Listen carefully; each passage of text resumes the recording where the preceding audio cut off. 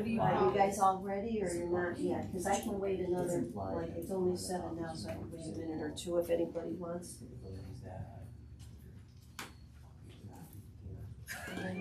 I'm ready, are you ready? I'm ready, but I want to make sure they get. It's been a while. Yeah. It's like, Okay. I'd like to call the Recreation, Public Parks and Buildings meeting to order at 7:01 p.m. Present are,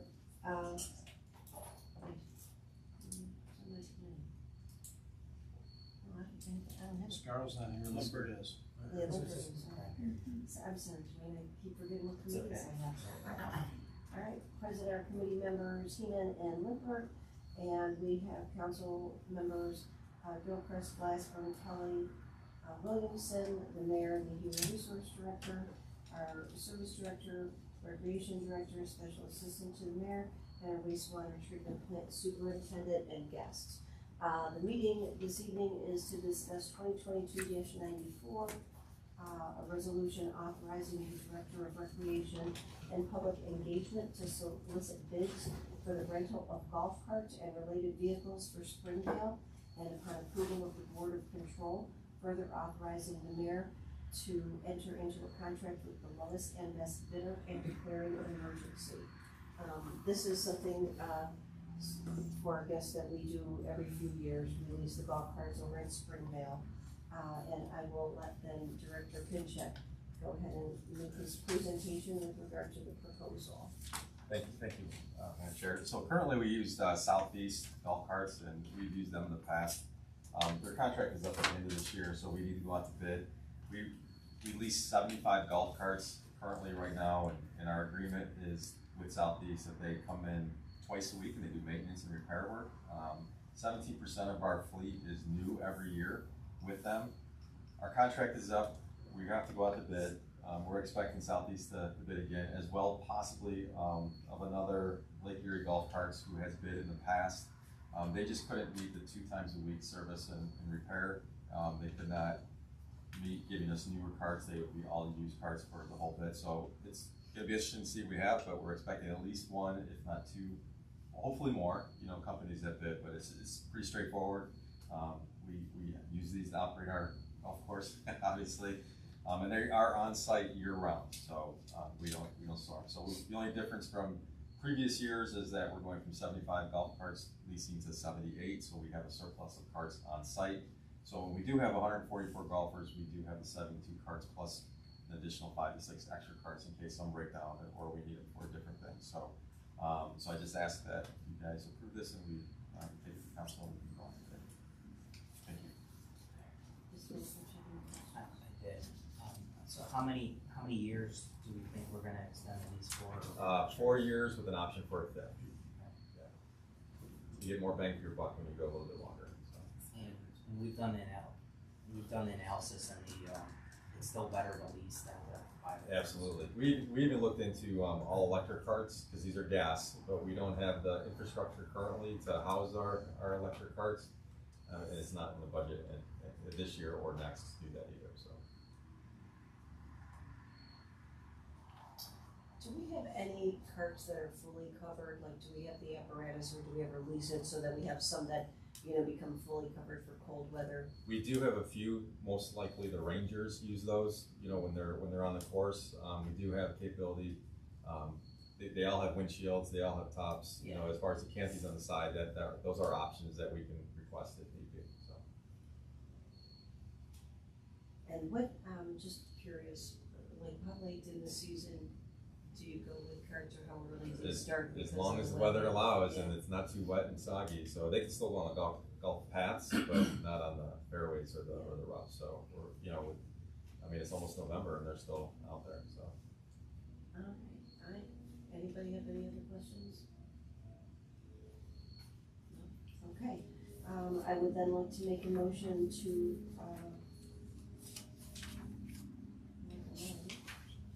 Make a motion to recommend 2022-94 and ask for a second. All in favor, say aye. Aye. Motion carries 2-0. And I will conclude reading at 7:05. Thank you. Ready when you are. Start. Finance Committee hearing at 7:05 to consider 2022-93. Present are committee members Glassburn, Williamson, and Limpert, as well as members of the council Gilchrist, Heeman, and Kelly, and our mayor, HR director, service director, recreation director, special assistant to mayor, a hot dog, and guests. As I mentioned, our item for legislation is -93, the at-large compensation of the compensation of our at-large council members. We have discussed this in the committee of the whole. This is the same pay structure as what has been approved for the wards. Don't know that there's anything new to share that we didn't discuss in the committee of the whole, so I'll open it up to any questions or comments.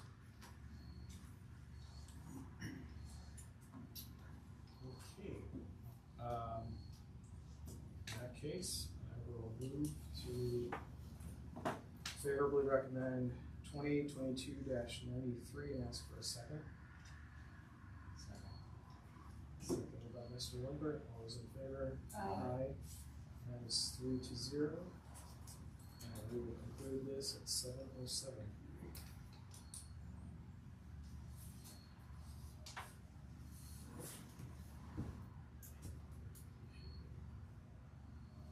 Have we ever seen it before? Well, Paisan has won some interesting items. Oh, is that right? I can't recall if any of them were hot dog, but he usually has some interesting hats. You can borrow it next year.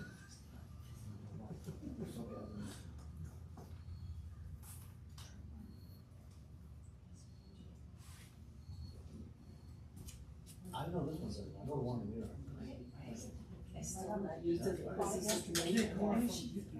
That's all right. I said Dwayne and Andrew in the wrong order. It's fine. I had the waste I have mine over here. I said, it's such a geeky thing. I loved it. And so this, the partners. That's not what it is, you, whatever. Seems to be honest with you. That might be detailed, scientific, research engineering reports. Big slush in Because I her know mouth. these words. Right. Oh, I loved it. Savannah's cookies. Chocolate chips, all But you can't have There this. you go. Okay. Chocolate homemade brand style. But even that, sometimes it's. There you go. Sometimes it checks you out on I mean, sometimes the ingredients are the same, sometimes it tastes different. Chuck could do something. I'm sure. I tell you now, but for a while, I said, I scored a letter a long time ago, and they sent me, so should you get that 2 free more By and back in the kitchen? Yeah, she did. And I said, there's nothing. Sometimes it's like that, It's gonna be a couple of months, so. I can figure it out. I'm calling you back. This is feels next to stable. Yeah. Doesn't change. I know. Oh, ice roll, it's not cooking. Oh, it's like, it's going It's cooking. not like that. Somebody's gonna tap her. Mitchell's is one. She said, that place is so good. I Oh, can't. chocolate chunk. I need a break. I can't stop eating it. Like, You it's should like, just- you can't sit there. Just She eat doesn't it live around the until corner it's from you. gone. Well, last time when it was like, I walked outside and I thought I was gonna get attacked by like people, it's like, Don't eat it in my house. I did one for my HRA and 6 years of good service and I did the thing. But it got to be right, you know, things go for a while. she can't go for a walk because it's like hearing for her life. Show me what's at night.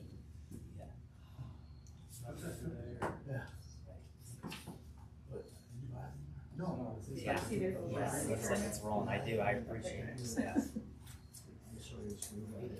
Yeah. Like, I'm gonna feel like Batman with this thing, like secret departments. It's just an envelope. No, it's bad. Are you ready? I would like to start the Environmental Control Committee at 7:10 on October 25th tonight. in the caucus room at North Homestead City Hall.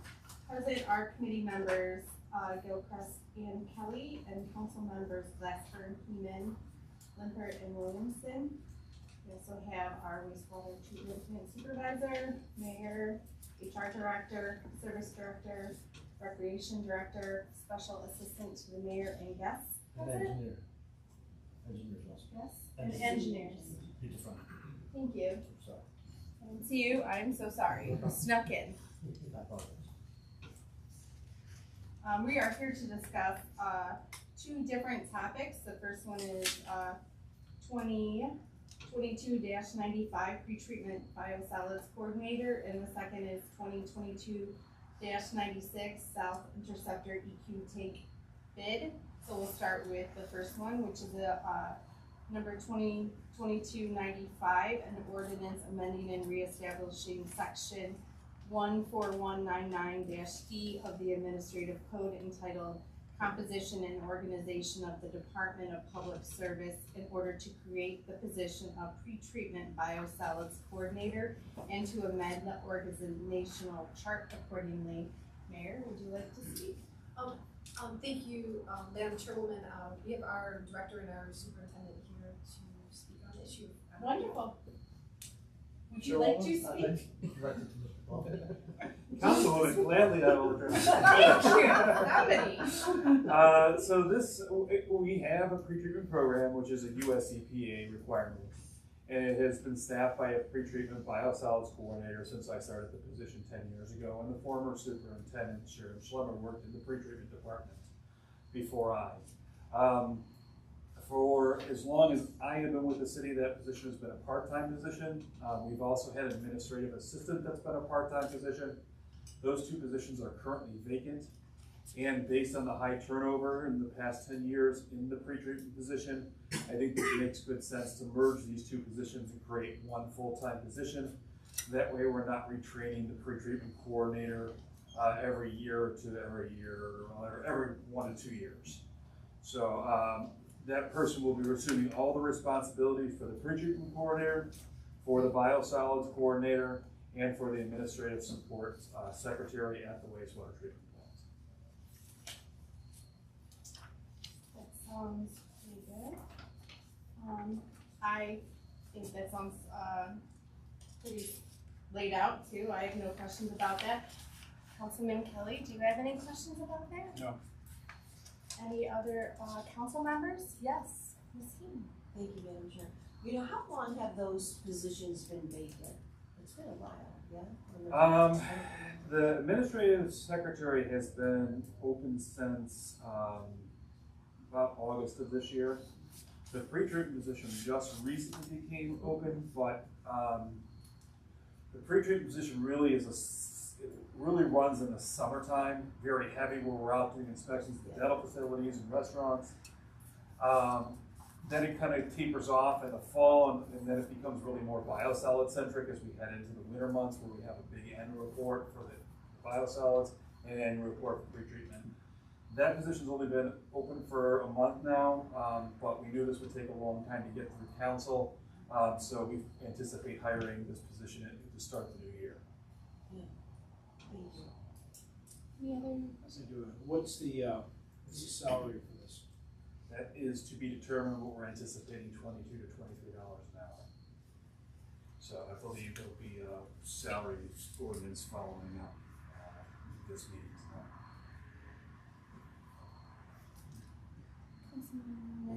Thank you.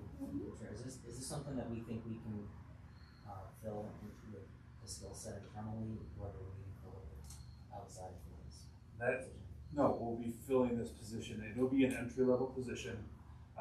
We've trained a new person for this position numerous times, and we train them from the ground up. So we have experience training them. We don't anticipate that. It's a lot of data entry, so anybody that comes in and has an Excel experience should be able to handle the tasks associated with the position. Thank you. Any other questions? Okay. With that, I guess I'll make a motion to favorably recommend ordinance 2022-95 and ask for a second. Second. All those in favor? Aye. So this passes at a vote of 2-0. We'll move on to the resolution 2022-96, a resolution authorizing the Director of Public Service to advertise for bids to award a contract for construction of the sanitary sewer south interceptor flow equalization tank project as detailed in the specifications on file with the city engineer, and further authorizing the mayor following approval of the Board of Control to contract for the same with the lowest and best bidder. And would you like to speak about that, Sure, I'll start. Mr. Engineer? Thank you, Madam Chair and Council. We've been planning this sanitary EQ basin since last year, and we began the detailed design this year. CT Consultants is here, Rich Ifleece and Eric Fallon. I think they're going to give a brief presentation, and then our goal is to advertise for bids at the end of this year. Okay.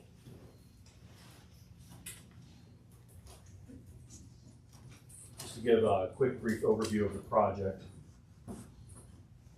This is to be located on the city-owned property over just north of I-480, Stearns Road. The old elementary school is over here. Here is the existing south interceptor, which has a history of surcharging during wet weather events, flooding basements, causing issues there. The plan is to install a relief sewer that when flows surcharged, it will then on relief over to a pump station.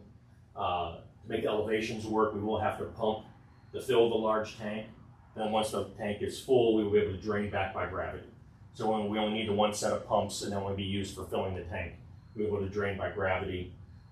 This will be a large circular tank with a dome on it to help with aesthetics, odors, odor control, being the residential neighborhood that's right there. We plan on trying to be minimalizing the amount of trees that we take, putting in some more trees to help with screening so that it's, decrease the visibility as much as we can.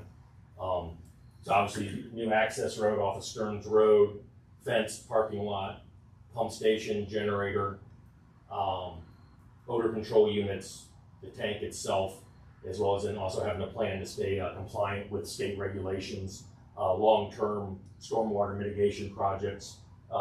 There's a few stormwater ponds because of obviously we're disturbing the natural and putting in an impervious area.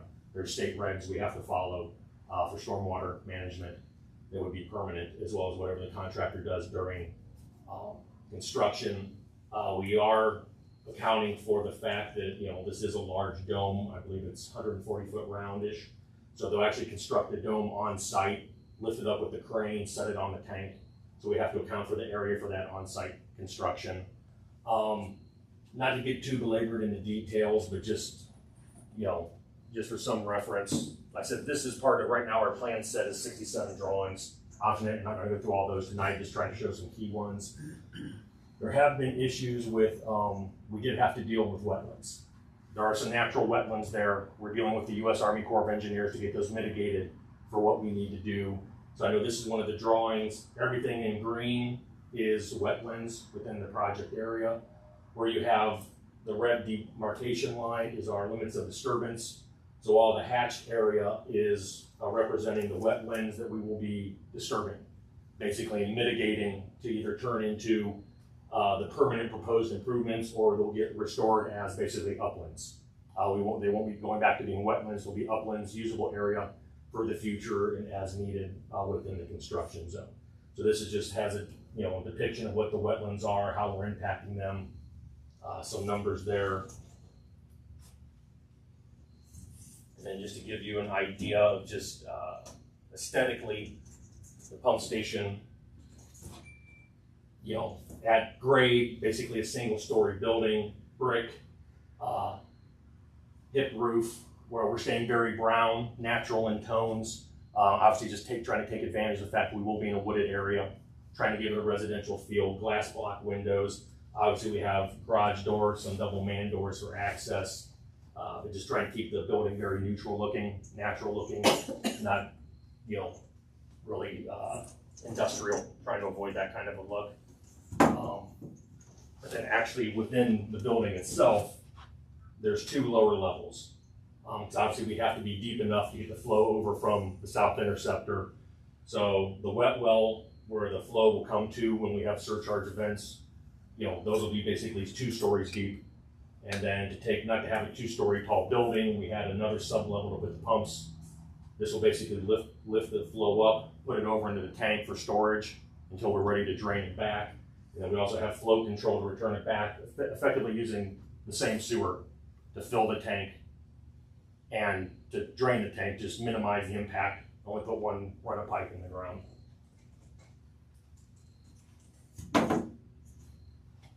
And then, so the tank itself really is pretty simple other than the size of it. Round circular tank, it's only going to stick, the main tank walls only stick by about 4 foot above grade. But like I said, we did want to put the large geodesic dome on it. Made of aluminum, lightweight, really try to reduce the impact of the structural cost impact of the tank itself by supporting a lighter weight dome. But the dome will really help to mitigate odors in the area, keeping everything contained so that when either air is drawn into the tank for when it's draining or air is getting pushed out of the tank when it's filling, with the dome we're forcing it through an odor control unit. So the air will have to pass in and out through an odor control unit. Hopefully, again, we're looking to hopefully, even though it's going to be a big tank, big dome, we're trying to keep it as best out of sight, out of mind as we can for the general public. So that's, in a nutshell, just want to give a quick presentation of where we're at on how it's going to look, how it's going to function. So I guess, are there any questions? I have a question here about visibility from the highway and from the bike path. Will it be visible from there? Yes, I mean, it won't be completely hidden just because of the overall height. Again, we're hoping to, like I said, minimize the amount of trees we take during clearing. So there's some very good big natural trees there, as well as we plan on putting in a screening line of an evergreen type of tree so that it is green year round. But it's not going to be 100% hidden. It's just too large of a structure to completely hide. But we're going to do our best following pretty much standards and practices for doing that within the state. And then from the development that is by there, it'll be kind of hidden from them as Yeah, because especially north of the tank is probably where we're going to be disturbing what's there now the least. And so there's a lot of natural vegetation, very large trees. So really from the residents to the north, that will probably be the most effective screening. It probably will be, just being honest, it probably will be most visible from the I-480 off-ramp. Because we did cheat it towards the south of your property, because that's where you had some natural uplands, and we were trying to minimize the amount of wetlands we had to mitigate. So we did cheat it towards I-480 to take advantage of the natural uplands area. But of course that did put it next to the highway. And again, we're hoping to do our best with the patches of trees we're going to save, and then the screening wall of evergreens we're going to put in. And how much water will that hold and once it's in? You're drawing blank, $1.5 million. That's right. Sorry. So, Rich Eiffelise from CT. So there's the history here. Council members change.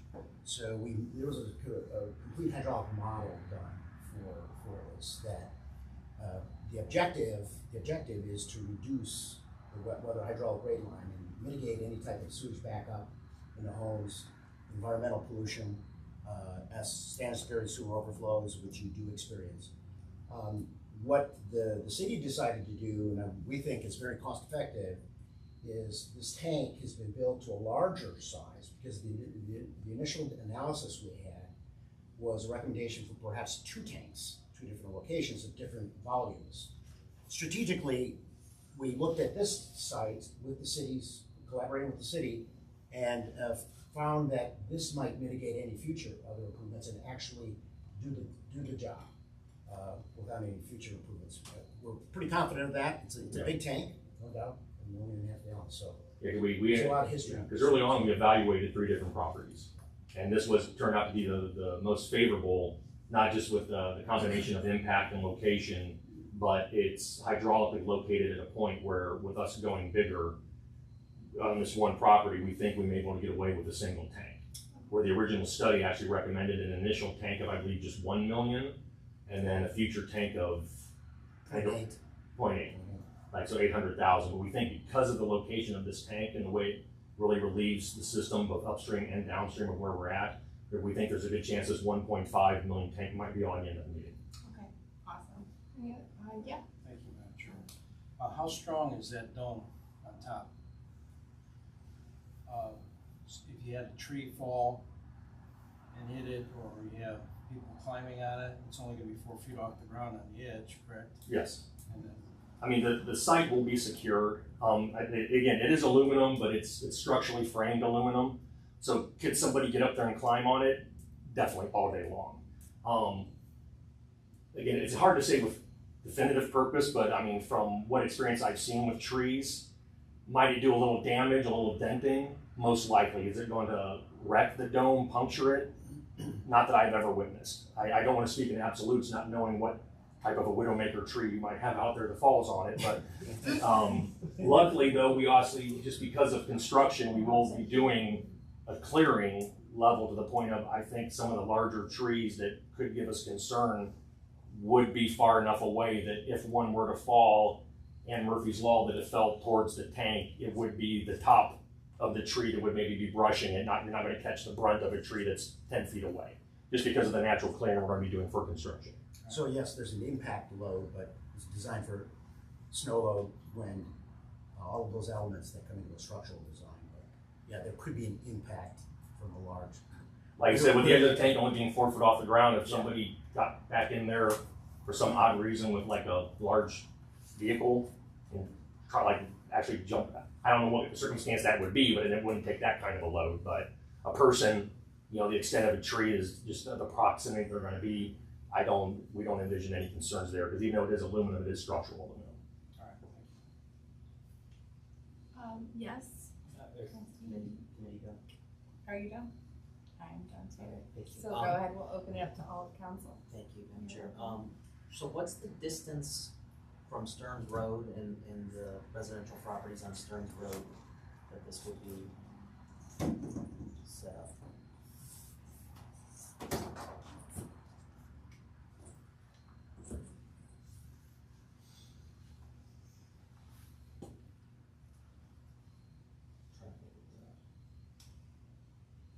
Scale. The scale is Up at the top. it's 30 foot. 30 to 30 foot scale. Yeah, this is like 1 inch. Yeah, okay. I mean, round numbers, I believe the access road off of Stearns is in the neighborhood of 300 to 400 feet. And again, this is obviously going to stay all treed and wooded. Here's the natural ditch. Here's your property line right now. So the residents, this would be the closest residence to it up here to the north.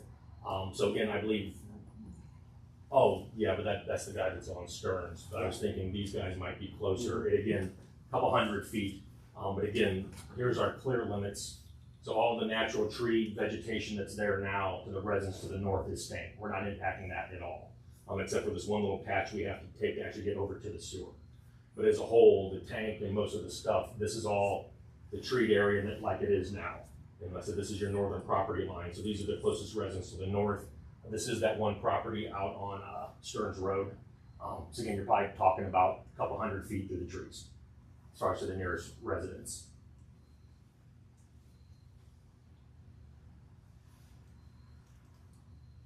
Any other questions? You want to mention the cost estimate? You were gonna bring that up. How do we get out of it? Yeah, right now, again, I believe it's the number we put in for legislation that will be our engineer's estimate that we'll take bids against and evaluate against. Right now, the engineer's estimate is $6.95 million. Obviously, that's what we will take bids and compare them against to be compliant with the Ohio Revised Code. You know, obviously, we'll be taking competitive bids. A job of this size, I think that the time that we'll be advertising and taking bids is very favorable for large contractors looking to line up work for next year. That obviously we are hoping for very competitive bids. So we're hoping our 6.95 is the high bid with our engineer's estimate. But we did, unfortunately, with the market and the economy that it is nowadays, we are carrying a pretty healthy contingency within that 6.95. Because lately we've been seeing the most fluctuation in the construction industry is with pipe, which you have some and not a lot, and concrete, which you're going to have a lot of. So we wanted to try to account for market fluctuations as best we can right now, knowing that, again, we're looking to advertise middle of December, but we won't be taking bids, I think, till, I have the schedule with me, I should have looked at it, but,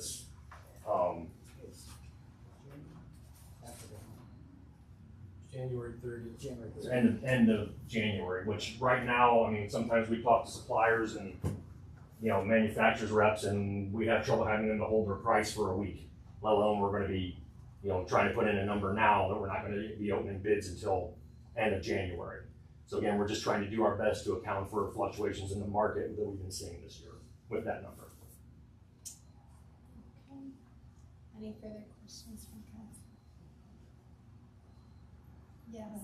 Thank you. Thank you.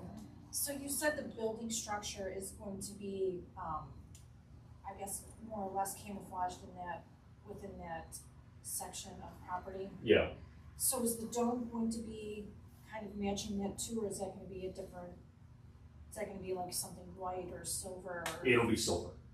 Okay. It is aluminum. I didn't know if it was gonna be painted or, Unfortunately, we checked into that, and you really can't paint aluminum, it doesn't hold up. There is an anodizing process, but there's only certain options with doing that, which is very expensive. And quite frankly, it's things to like make it blue.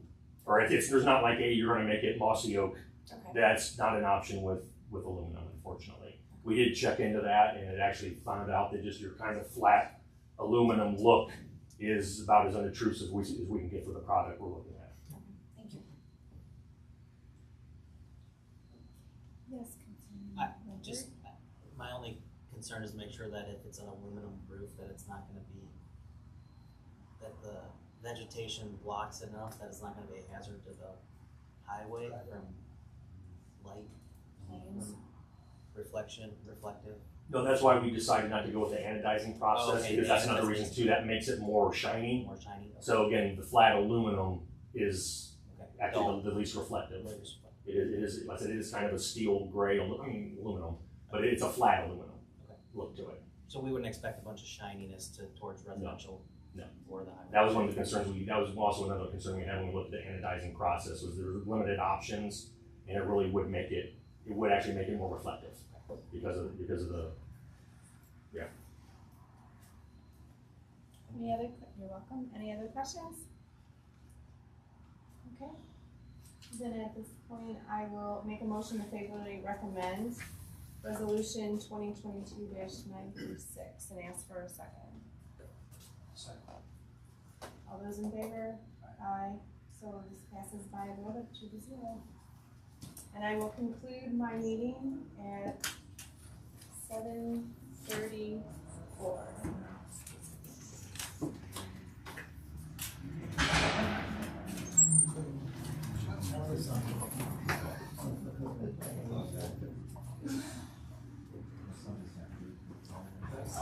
Appreciate it.